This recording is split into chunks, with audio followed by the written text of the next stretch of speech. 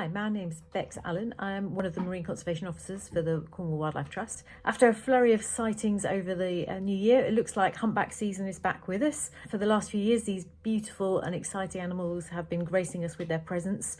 And it's one of the great recovery stories of our times, probably. Humpback populations were reduced to less than 5% of their previous extent by whaling in the early part of the last century.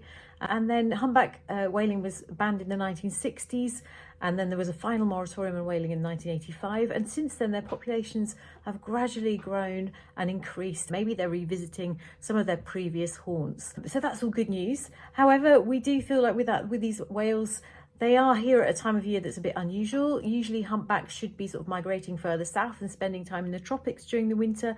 They go down there and they rest and they reproduce. They don't feed so much. They spend the summer months up around the North Pole in our seas feeding, and then they travel south in the winter. So why are we seeing them around our coast in the winter? And they're making the most of the food that's around.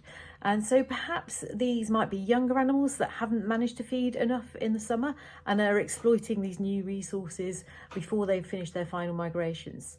So that means that they might be a little bit vulnerable, and that's one of the concerns that we do have about them. If you are out there watching humpbacks and enjoying their presence, to respect them and give them space, because the last thing we want to do is be disrupting that vitally important behaviour for them.